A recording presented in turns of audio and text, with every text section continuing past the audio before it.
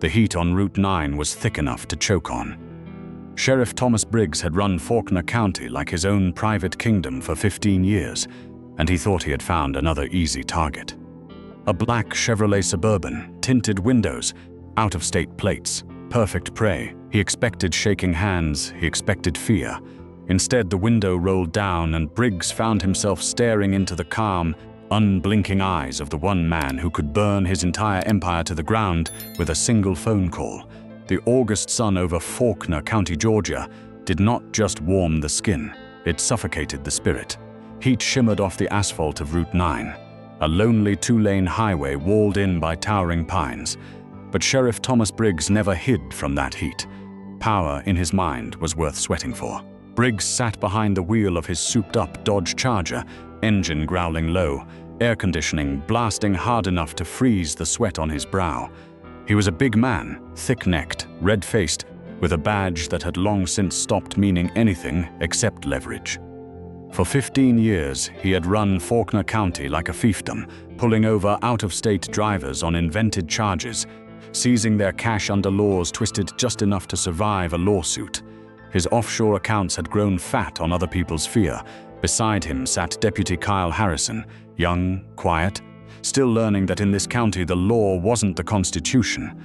It was whatever mood the sheriff happened to be in that afternoon. "Quiet day, boss," Harrison said, watching the empty road. "Quiet just means the rats are hiding," Kyle, Briggs replied, sipping his iced tea behind mirrored sunglasses. "They always come out eventually." As if summoned by his own words, a shape broke the shimmering horizon. A large black Chevrolet Suburban, spotless, moving exactly at the speed limit, heavily tinted windows, Washington, D.C. plates. Briggs sat up straighter, a slow grin spreading across his face. "Look at this high roller," he muttered. "Tints too dark. Bet he's pushing 56. 57. "Radar says 55 exactly, Sheriff," Harrison offered carefully. "And those could be government plates. I don't care if it's the ghost of Abraham Lincoln." Briggs snapped, stomping the accelerator. "Nobody rolls through my county looking that arrogant without paying a toll." The siren screamed to life. Red and blue light tore through the still afternoon air, and on the gravel shoulder ahead, the black Suburban began, calmly, to slow down. The Suburban rolled to a smooth, precise stop on the gravel shoulder. No swerving, no panic, nothing to justify what Briggs was already planning. He scoffed and slapped the wheel anyway. "Thinks he's smart. Let's go, Kyle. Hand on your weapon. No telling what's hiding behind that tint." Briggs stepped out, adjusting his belt so the Glock at his hip caught the sunlight, and walked with the rolling swagger of a man who believed he owned the ground beneath his boots.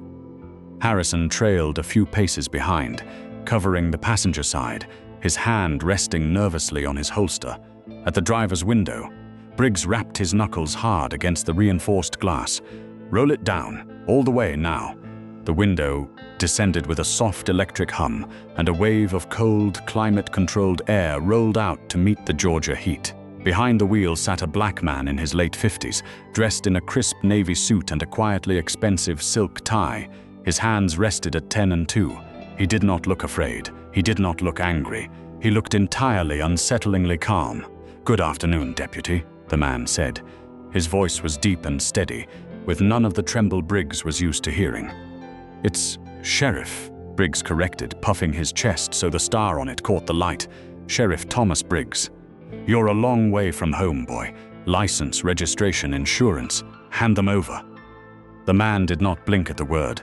"May I ask the reason for this stop, Sheriff?" "You were swerving," Briggs lied smoothly.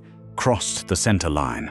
And that tint's illegal in Georgia. Now hand over your documents, or I drag you out of this car myself." The man reached slowly into his breast pocket. Briggs's hand dropped to his sidearm, thumb popping the retention strap. "Slowly," Briggs warned. "I am simply retrieving my identification, Sheriff," the man replied, calm as still water. He handed over a driver's license. Briggs glanced at the name Aaron Fletcher, Virginia address. "Aaron," Briggs said, using the first name deliberately to shrink him. "What brings you down to Faulkner County? You lost?" "Because people who look like you, driving cars like this, usually have a real good reason for passing through my town. "I am conducting business in the area," Aaron said. "My driving was exemplary, Sheriff, and this vehicle meets every federal and state regulation. Federal regulations don't mean spit in my county."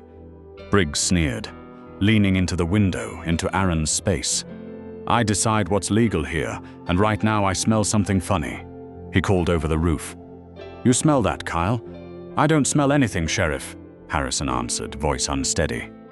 "Smells like marijuana to me," Briggs said, eyes back on Aaron. It was his golden ticket, the unprovable claim that let him tear a car apart and pocket whatever cash he found. "Step out of the vehicle, hands where I can see them." For the first time, a faint smile touched the corner of Aaron Fletcher's mouth. It was not amusement. It was the smile of a man watching his opponent walk, step by step, into a trap of his own making. "Sheriff Briggs," Aaron said softly, "I strongly advise you to reconsider. You made this stop without probable cause. You are now fabricating a reason to search my vehicle. Walk back to your cruiser now, and this ends as a minor footnote." Briggs's face flushed a deep, furious red. Nobody spoke to him that way, not in his county, not ever. "You listen to me, you arrogant son of a..." He drew his weapon halfway from its holster. "Get out of the car before I pull you through that window." Aaron shifted the SUV into park and unbuckled his seatbelt with deliberate slowness. "As you wish, Sheriff." He stepped out onto the gravel, taller than Briggs expected, a full 6'2", and calmly straightened his jacket, ignoring the hand hovering near Briggs's holster. "Turn around and face the vehicle," Briggs ordered, pulling handcuffs from his belt. "I am not under arrest, Sheriff," Aaron said, not moving an inch, "and I will not be cuffed. You asked me to step out. I have complied. If you wish to search my vehicle on your fabricated evidence, proceed. But know you will be held accountable for every action you take from this second forward." Something about the man unsettled Briggs. A normal driver would be pleading, panicking, terrified. Aaron Fletcher watched him instead like a scientist studying a reaction in a sealed jar. "Watch him, Kyle," Briggs barked, moving toward the rear of the SUV. "If he twitches, tase him." "Yes, sir," Harrison said, raising his taser with shaking hands. Briggs reached for the tailgate handle, already picturing cash, drugs, the justification to seize a $100,000 vehicle and ruin the man's life. "Last chance, Aaron," he called over his shoulder, smiling cruelly. "Anything in here I should know about?" "Oh, there is quite a lot in there you should know about, Sheriff," Aaron replied. "But I think it's best you see it for yourself." Briggs yanked the handle. The liftgate hissed open, and blinding sunlight flooded the cargo bay. For a moment, Sheriff Thomas Briggs's mind simply stopped. There were no duffel bags, no drugs. The rear of the Suburban had been completely gutted and rebuilt into a mobile command center. 4 monitors lined the reinforced walls, streaming a live, multi-angle feed of the traffic stop itself, every camera catching Briggs from a different angle. Audio waveforms danced across a laptop screen, recording every word he had spoken, every lie, every threat, every fabricated claim of marijuana captured in crystal clarity. But it wasn't the screens that froze the blood in his veins. Seated in the back, surrounded by glowing electronics, were 3 men in olive tactical armor, helmets, and drop-leg holsters. Across each chest, bold yellow letters spelled a single word, deft FBI. The man in the center pulled off his headset and looked at Briggs with open disgust. He lifted a thick manila folder and held it out. "Sheriff Thomas Briggs," he said, voice hard as iron. "Special Agent Frank Sullivan, FBI Public Corruption Unit." Briggs staggered back, boots crunching on gravel, jaw open with no sound coming out. Every ounce of swagger he'd carried minutes earlier evaporated, replaced by cold, suffocating terror. He turned slowly to face Aaron Fletcher, who stood perfectly still, hands folded behind his back. "Who? What is this?" Briggs stammered. Aaron walked toward the tailgate, his leather shoes crunching on the rocks, and stopped beside Briggs. "You asked for my license and registration, Sheriff." He reached into his jacket again, this time producing not a wallet, but a flat federal credential case. He flipped it open, revealing a gleaming gold badge. "Allow me to properly introduce myself. My name is Aaron Fletcher. I am the director of the Federal Bureau of Investigation. And you, Sheriff, are the target of a 3-year federal probe into extortion, civil rights violations, and racketeering. The world tilted beneath Briggs's feet. The scorching afternoon suddenly felt like a freezer. "You took the bait, Thomas," Director Fletcher whispered, stepping close. "And now your county belongs to me." Silence settled over Route 9, heavier than the humidity itself. The only sound was the low thrum of the idling Suburban and the shallow, ragged breathing escaping Sheriff Thomas Briggs's throat. Director Aaron Fletcher did not blink. He stood with the poise of a man who had planned this exact moment down to the second, his gold badge throwing a hard reflection across Briggs's face. For 15 years, Briggs had been the apex predator of Faulkner County. He had broken men in interrogation rooms, stolen life savings on the roadside, and laughed off local judges too frightened or too bought to stop him. He had believed, completely, that he was untouchable. Now, staring at the highest-ranking law enforcement officer in the nation, his entire world was shrinking to the size of a jail cell. I don't understand," Briggs stammered, backing away, his boots kicking up red dust. "Director, you're driving a civilian vehicle. This is entrapment. You can't. Entrapment implies I coerced you into a crime you weren't already inclined to commit, Thomas." Fletcher cut in, his voice smooth and merciless. "I did not force you to pull me over without cause. I did not force you to threaten to drag me through my own window, and I certainly did not force you to invent a smell of narcotics as an excuse to search my car. You did all of that entirely on your own. It's muscle memory for you at this point, isn't it?" Before Briggs could answer, Agent Sullivan and the 2 tactical agents vaulted out of the SUV and flanked him with terrifying precision. "Sheriff Thomas Briggs, keep your hands exactly where they are," Sullivan ordered. "Do not move an inch." Briggs's eyes darted wildly, searching for his partner. "Kyle, call dispatch. Get every unit out here. These men are impersonating federal agents." Deputy Kyle Harrison did not move for his radio. He did not reach for his weapon. Instead, he reached into his shirt pocket, pulled out a small black transmitter, and calmly unclipped it from his uniform. "Dispatch isn't going to answer, Sheriff," Harrison said. His voice, once timid, was now steady and unfamiliar. He peeled the Faulkner County patch from his shoulder and let it fall into the dust. "My name isn't Kyle Harrison. It's Special Agent Kyle Reed, FBI Undercover Operations. And I haven't been calling dispatch for 6 months, Thomas. I've been calling Director Fletcher." Briggs's knees buckled. He caught himself against the hot metal of his own cruiser. The rookie he had trained to skim cash, to falsify reports, to intimidate witnesses, had been recording every word. "You wore a wire," Briggs whispered, his face draining to a sickly gray. "For 6 months. You sat in my car, 1,400 hours of audio to be exact," Reed replied. "We have you stealing $40,000 from a landscaping crew last month. We have you threatening Mayor Hughes. We have the routing numbers for your offshore accounts in the Caymans. We have everything, Briggs." Fletcher stepped closer, invading the same space Briggs had invaded on him minutes earlier, though he never raised his voice to do it. "For 3 years, your department has been a black hole for constitutional rights," Fletcher said. "You turned a badge into a license to steal. You targeted minorities, out-of-state plates, working people, because you believed the ocean would never reach a big fish in a small pond. I can make a deal," Briggs pleaded, all bravado gone, sweat soaking through his uniform shirt. "There are higher-ups, state politicians, judges. I can give you names, just not here, not on the side of the road." Fletcher's expression didn't move. "We already have the network, Thomas, thanks to you, and thanks to Agent Reed. We don't need your cooperation. We only need your surrender." At Fletcher's nod, Sullivan seized Briggs's wrist and twisted it behind his back. Briggs gasped but didn't resist. There was nothing left in him to resist with. The cuffs closed with a heavy metallic click that echoed across the empty highway.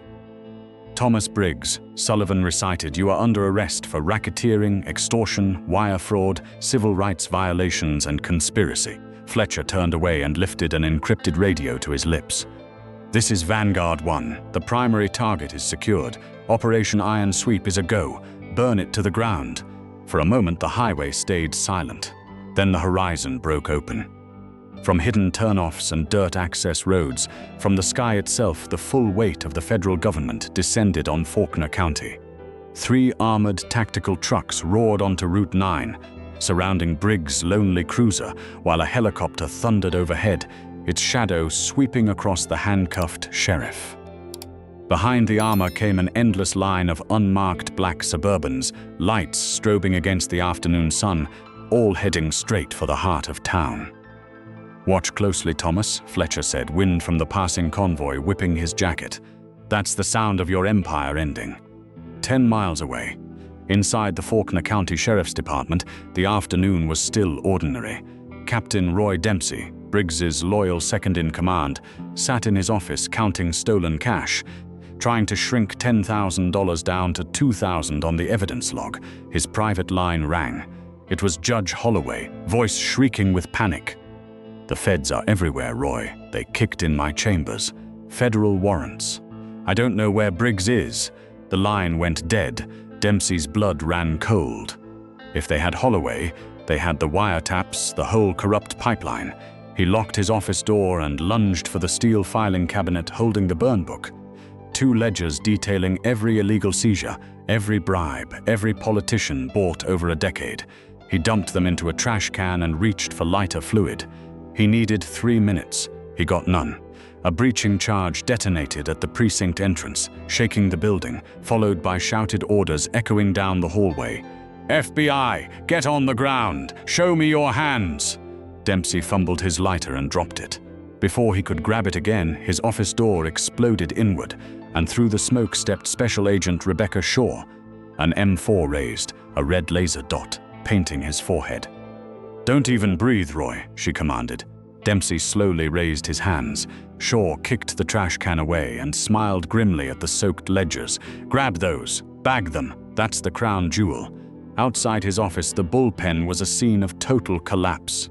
Every corrupt deputy in Briggs's inner circle lay zip-tied on the floor while agents secured the armory and the evidence lockers. "Where's Sheriff Briggs?"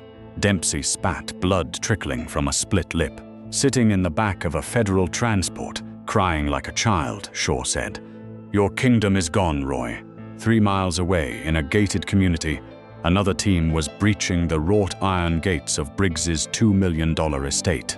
Neighbors watched from behind curtains as agents flooded the manicured lawn and battered down the front doors. In the master bedroom, behind a false wall in the closet, they found a floor-to-ceiling safe. When it finally opened, even seasoned agents paused. Stacked inside were rows of shrink-wrapped $100 bills, totaling over $3 million, alongside unregistered firearms, narcotics missing from the county evidence room, and hard drives mapping the entire extortion ring. Back on Route 9, the sun dipped low, casting long shadows over the highway.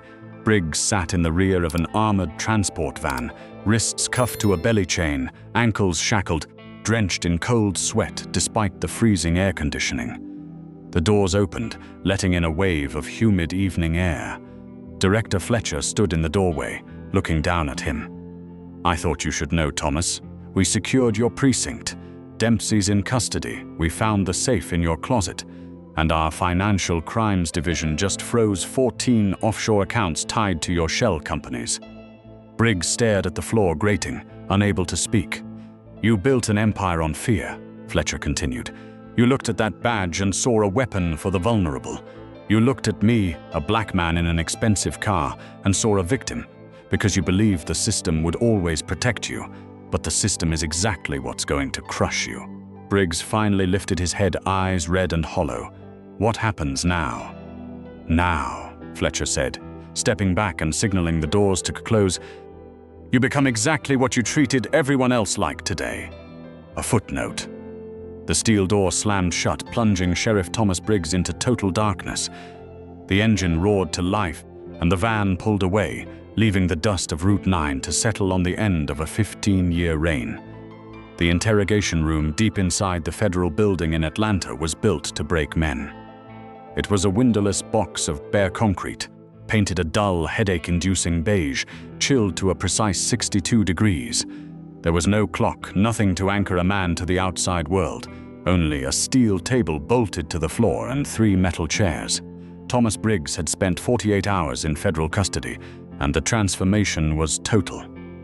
The swaggering tyrant of Route 9 was gone. He sat hunched in an oversized orange jumpsuit that swallowed his large frame, his hands, stripped of their heavy gold rings, clasped together and trembling. Deep bags hung beneath his eyes, the residue of 2 sleepless nights spent listening to his empire crumble in his own head. Beside him sat his attorney, Stephen Walsh, a high-priced defense lawyer from Atlanta in a tailored charcoal suit, his briefcase open on the table. Despite his confident posture, the tight set of his jaw betrayed how hopeless things truly were. 2 federal marshals stood silent by the door, arms crossed, faces blank. Somewhere down the corridor, a heavy steel gate clanged shut, the sound rolling through the concrete like distant thunder. Briggs flinched at every noise now.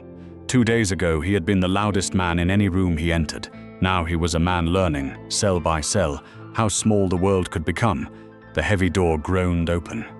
Director Aaron Fletcher walked in, immaculate as he had been on the highway, no longer playing the part of a wealthy civilian, but wearing the full authority of the nation's top federal law officer.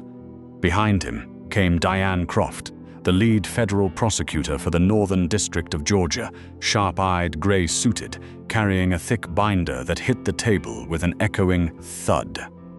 "Good morning, Thomas," Fletcher said, pulling out a chair across from him. "I trust the accommodations are a stark contrast to your $2 million estate." Briggs kept his eyes on the scuffed floor. Walsh cleared his throat, trying to seize control of the room. "Director Fletcher, Miss Croft. We requested this session to discuss a mutually beneficial arrangement.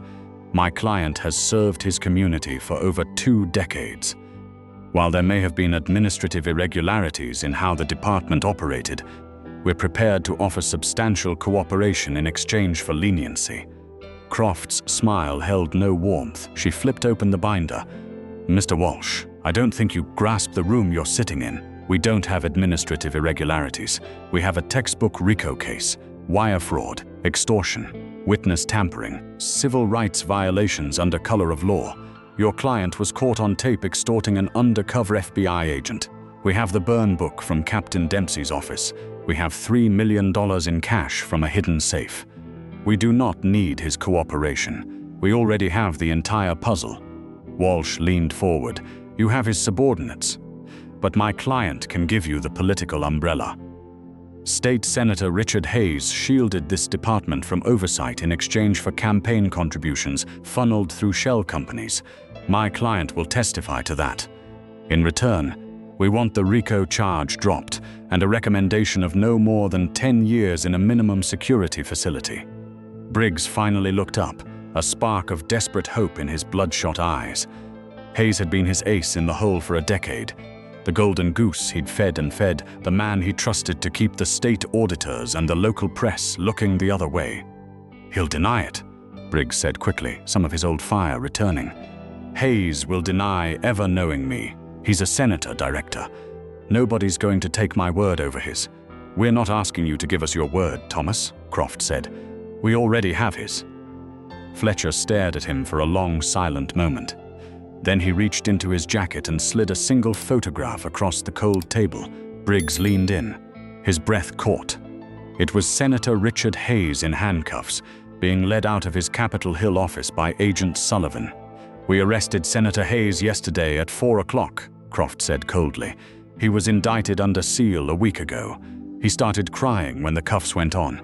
So as you can see, Mr. Walsh, your client has nothing left to trade. The political umbrella has already collapsed." The spark in Briggs's eyes died, replaced by something hollow and bottomless. His chest heaved. "How?" he whispered, voice cracking. "How did you get all this?" "A RICO case, a senator. My bank records, my captain. All from a 6-month wire on a rookie deputy." "It's impossible." Fletcher leaned back, tenting his fingers. "You're correct, Thomas. Agent Reed's placement was only the final nail. This operation didn't start 6 months ago. It started 3 years ago. But how?" Briggs demanded, the arrogance replaced by a desperate need to understand how he'd been outplayed. "I kept everything tight. Nobody in my circle talked. Dempsey was loyal. Holloway was loyal. Who gave you the opening?" Fletcher didn't smile, but something like satisfaction crossed his eyes. You built your entire world on loyalty, Thomas. But loyalty bought with fear and dirty money is fragile. When the pressure comes, it shatters. Croft pulled a small digital audio player from the binder and pressed play. A voice crackled through the speaker. He brings the cash in Thursday nights. Usually 40, sometimes 50,000. I run it through the dealership service logs, make it look like cash repairs on fleet vehicles. Then I transfer it to the Cayman accounts Monday mornings. He's completely out of control. If he finds out I'm talking to you, he'll kill me. The voice belonged to Paul Stanton, owner of the county's largest car dealership, the man who had laundered Briggs's stolen money for a decade. He was also Briggs's brother-in-law, the color drained entirely from Briggs's face, leaving it a ghastly white. Paul, he breathed, shaking his head. No. Paul is family. He wouldn't. We grew up together. I was at his wedding. I held his kids at their baptisms. And he held a recorder in his jacket pocket at every one of your family barbecues for the last 3 years, Croft said flatly. Paul was caught by the IRS 3.5 years ago for underreporting his own income, Fletcher explained, his tone clinical. When they squeezed him, he panicked. He didn't just give us the laundering operation, Thomas. He gave us the Cayman accounts, the shell companies, Captain Dempsey, and Senator Hayes. Your own brother-in-law wore a wire to family barbecues. He copied your ledgers while you were drinking beer on his patio. The weight of it crashed down on Briggs like a collapsing building. The paranoia he'd spent years cultivating in others had quietly infected his own home. 3 years of dinner tables, shared meals, boasting about his untouchable empire, all handed straight to the bureau by the one man he trusted without question. Why do you think I was driving a brand new, fully loaded black Suburban on Route 9? Fletcher asked softly. Paul procured that vehicle for us. He knew exactly what kind of car you couldn't resist pulling over. He knew exactly what time you patrolled that stretch of highway. He set the bait, Thomas. I just drove the car. Briggs let out a sound that was half sob, half gasp, and buried his face in his trembling hands. The betrayal was total. His deputy was a ghost. His captain was in handcuffs. His political shield was shattered, and his own family had dug his grave. What about Dempsey? Briggs asked after a long silence, not lifting his head. What about Holloway? Are they talking too? Captain Dempsey is looking at 40 years and hasn't said a word to anyone but his lawyer, Fletcher said. Judge Holloway, on the other hand, has been remarkably talkative. He's hoping a full confession buys him a cell with a window someday. Neither of them can help you, Thomas. Neither of them wants to. Walsh shifted in his seat, glancing at the clock on his own wrist since there was none on the wall. He had seen defendants crumble before, but rarely this completely, rarely this fast. Mr. Walsh, Croft said, closing the binder with a sharp snap that made Briggs flinch. We are not here to negotiate a plea. We are here to offer an ultimatum. Your client will plead guilty to every count on the indictment. He will waive his right to appeal. He will forfeit the $3 million in cash, his estate, and his pension, all of which will go into a restitution fund for the innocent motorists he terrorized. In exchange, we will not seek the death penalty for the conspiracy to silence witnesses in 2021. Walsh swallowed hard and turned to his client. Thomas, you have to take this. They have you. Briggs slowly lowered his hands. Tears streamed down his flushed cheeks, pooling in the deep lines of his face. He looked at Fletcher, the man who had dismantled his entire life without once raising his voice. I'm a dead man in a federal prison, Briggs whispered. A cop in general population. I won't last a year. Then I suggest you request protective custody. Fletcher replied, standing and straightening his jacket. Though I imagine the isolation of a supermax cell will give you plenty of time to reflect on the people you put in cages for your own profit. We need a signature by 5 o'clock, Mr. Walsh. Otherwise we go to trial. And we make sure the world sees every second of it. Fletcher turned and walked out without a backward glance, leaving the predator to suffocate in his own steel cage. The marshals stepped forward to lead Briggs back to his holding cell. Walsh remained seated for a moment, gathering his legal pads with shaking hands, staring at the closed door Fletcher had disappeared through. In 20 years of practicing law, he had negotiated with hard men, dangerous men, men who thought they could talk their way out of anything. He had never once seen a case this airtight, evidence stacked so high there was no room left for argument, only surrender. "Thomas," Walsh said quietly, once the marshals had stepped back to give them a moment, "I need you to understand something. This isn't a negotiation anymore. It hasn't been one since that photograph hit the table. Sign by 5, and we save what little dignity is left to save. Fight this, and they will parade every victim, every ledger, every recording in front of a jury, and the whole country will watch." Briggs said nothing. He simply stared at his own reflection in the steel table, a ghost of the man who had once ruled Route 9 like a king. Outside the concrete walls, Atlanta traffic rolled on, indifferent and unaware that 50 miles south, a county was quietly being rebuilt from the wreckage he had left behind.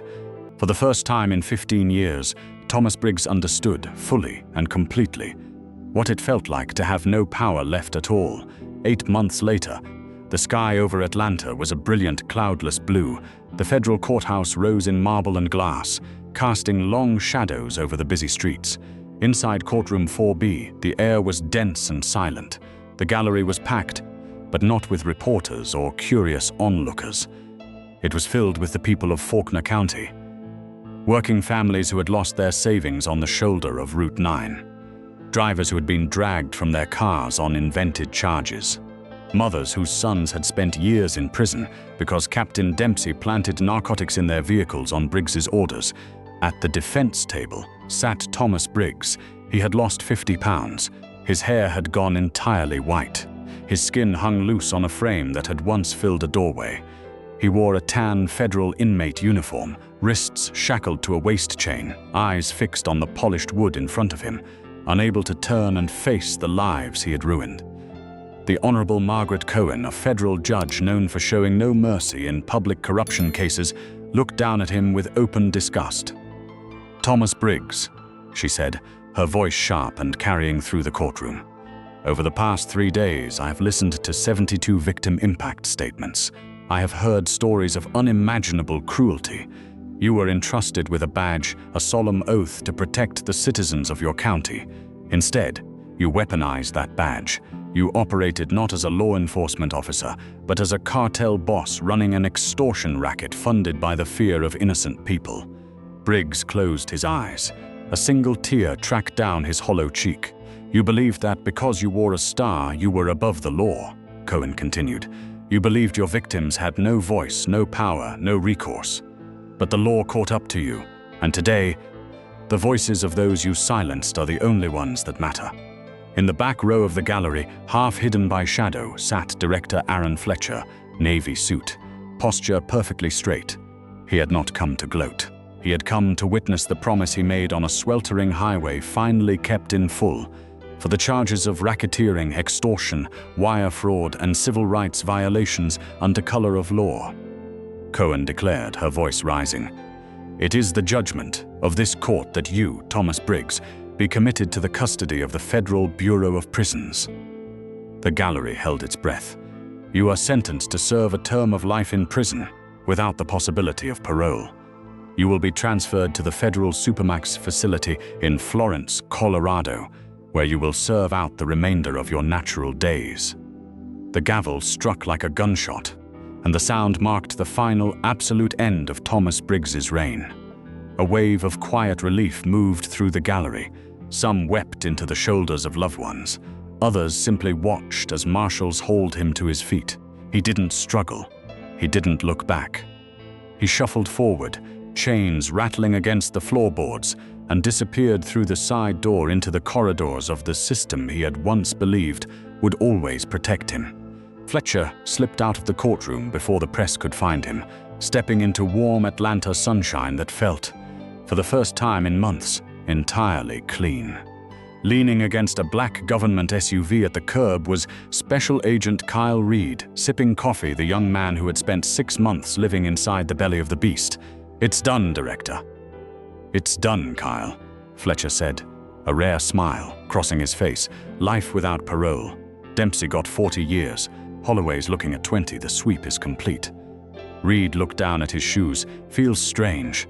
I spent so long pretending to be one of them, listening to the poison every day. There were times I thought we'd never get enough to bring the whole house down. Evil is loud, Kyle, Fletcher said, resting a hand on the young agent's shoulder. It boasts. It brags. It believes it's invincible. But justice is quiet. It watches. It gathers. And when it finally strikes, it's absolute. What happens to Faulkner County now, sir? The governor appointed a new interim sheriff this morning, Fletcher said, opening the SUV door. A good woman. 20 years in state patrol, spotless record, bringing in her own deputies, cleaning house. The forfeiture funds start going back to the victims next week. The town is breathing again. Reed smiled. Where to next, Director? Fletcher climbed behind the wheel and looked at his own reflection in the mirror, eyes dark, sharp, resolute. There were always more predators hiding in the shadows of the country he'd sworn to protect. Back to work, Agent Reed, he said, starting the engine. The black SUV pulled away from the curb and disappeared into the flow of the city, carrying on toward the next quiet, patient pursuit of justice. Corruption may thrive in the dark, but it never survives the light for long.